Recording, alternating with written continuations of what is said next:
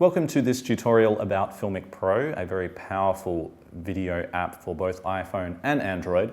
I'm going to be showing you how to use the app using my iPhone 6, so the visuals and the functionality may differ slightly for your own phone, but because I'm only going through the absolute beginner's basics on how to use this app, it should work pretty much the same for you at home.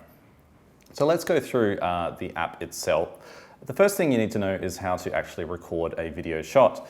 It's the red button in the bottom right hand of the screen. You click that and we start recording, and the way you know you're recording now is because there's a number ticking up in the middle of the screen that refers to the seconds recorded.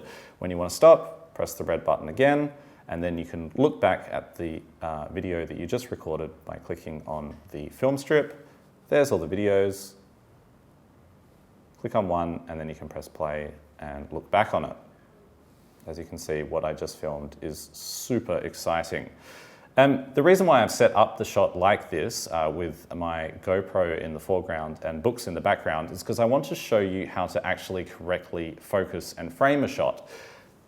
This square in the middle of the screen is what's called the focus reticle, and basically this square tells the app what you want to focus on. So let's say I want to focus on my GoPro.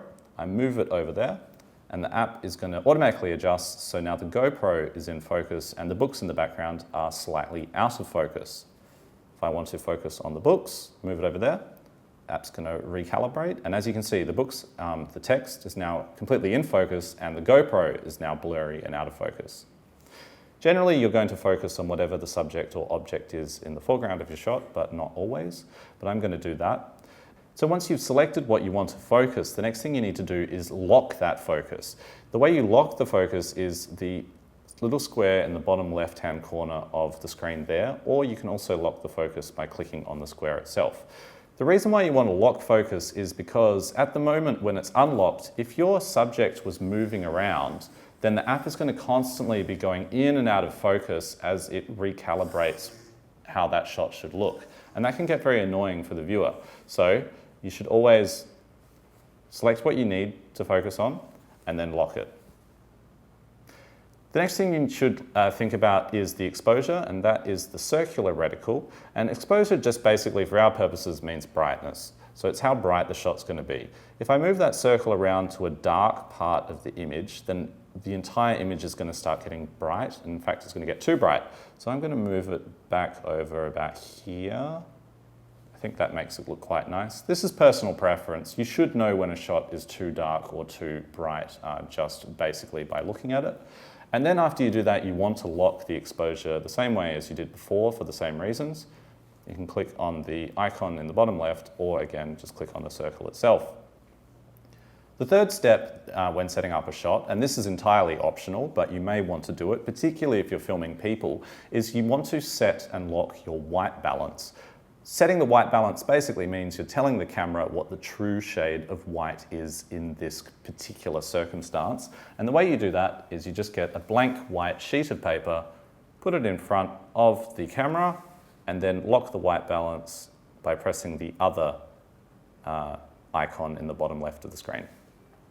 So I've set up my shot, I've locked the focus, the exposure, and the white balance, and now, again, I can just press the red button to start recording. Now, when you're recording a shot, the other thing that you should be keeping an eye on is this green bar in the bottom of the screen. That refers to your audio levels. As you can see, it's going up and down as I talk. It's actually reflecting the volume of my voice. When it's in green, that's great. It means we're getting good audio. If that bar ever goes red for some reason, that means your audio inputs are too loud and you're getting distorted audio. That's a huge problem. So just keep an eye on the screen and make sure that this green bar never goes red. The other things that you might want to keep an eye on are these icons over here. They refer to the battery and space of my phone. The red one up there, the red one up there refers to the battery, and because it's going red, it's telling me that I'm starting to run out of battery on my phone. And the one below it, the circle, that refers to how much free memory I have on the phone. Filming video takes up a lot of memory, so be very mindful of that and keep a lot of free space on your phone. So that's basically all I wanted to show you on a pure basic beginner's understanding of how to use this app. I'm going to have more advanced videos in future to show you some of the more powerful things you can do with it. But right now, just focus on those three things: focus, exposure, white balance, and you should start making some really nice shots.